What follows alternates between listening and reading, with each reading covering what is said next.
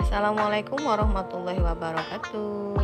Halo sobat cerdas, jumpa lagi dengan saya Dian Andriani SPD di materi pengertian larutan penyangga. Sebelum kita masuk ke pengertian apa itu larutan penyangga, teman-teman bisa lihat gambar apa ini? Iya, betul, gambar orang sedang menggunakan obat tetes mata. Obat tetes mata ini menggunakan prinsip kerja larutan penyangga sehingga dia bisa menjernihkan atau meringankan sakit mata kita. Untuk memahami apa itu larutan penyangga, mari kita simak tutorial penjelasan perbedaan larutan penyangga berikut. Berikut adalah sebuah gelas kimia berisi 10 ml air. Ketika diukur menggunakan pH meter, layar menampilkan angka 7. Artinya air bersifat netral. Jika larutan HCl 0,1 molar diteteskan ke dalam gelas kimia, ternyata pH dari air berkurang menjadi 3, sehingga air bersifat asam. Jika larutan natrium hidroksida 0,1 molar diteteskan ke dalam gelas kimia, ternyata pH dari air meningkat menjadi 10, sehingga air bersifat basa.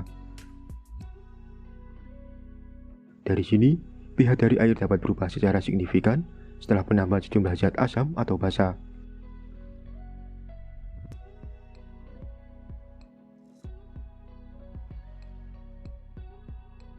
Berikut adalah sebuah gelas kimia berisi 10 ml campuran yang terdiri dari larutan CH3COOH dan CH3COONA. Ketika diukur menggunakan pH meter, layar menampilkan angka 4,74. Artinya, larutan ini bersifat asam. Jika larutan HCl 0,1 molar diteteskan ke dalam gelas kimia,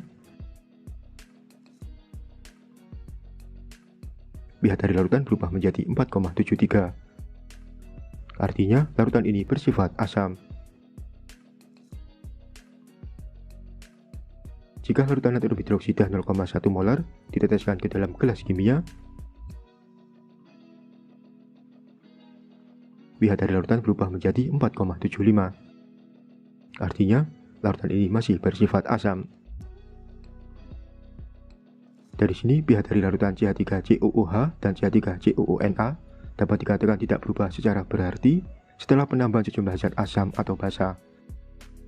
Nilai pH masih relatif sama. Nah, larutan yang memiliki sifat seperti ini dikenal sebagai larutan buffer atau larutan penyangga.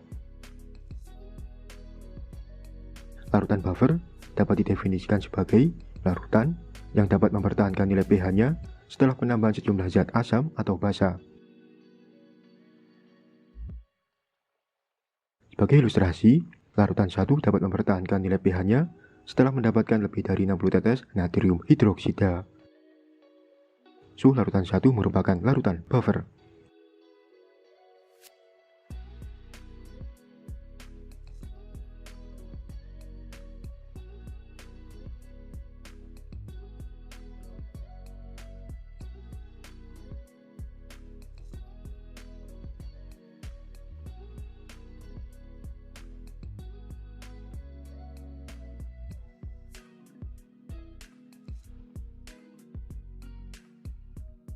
Sedangkan larutan 2, nilai pH-nya langsung berubah setelah mendapatkan sekitar 3 tetes natrium hidroksida.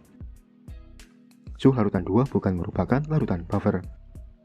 Gimana teman-teman? Sudah bisa dipahami ya apa itu larutan penyangga? Ya, jadi bisa kita simpulkan bahwa larutan penyangga itu adalah larutan yang dapat mempertahankan pH ketika ditambah sedikit asam atau sedikit basa atau dilakukan pengenceran. Baik teman-teman, sampai di sini dulu materi kita. Nanti kita akan lanjut ke materi bagaimana cara membuat lewat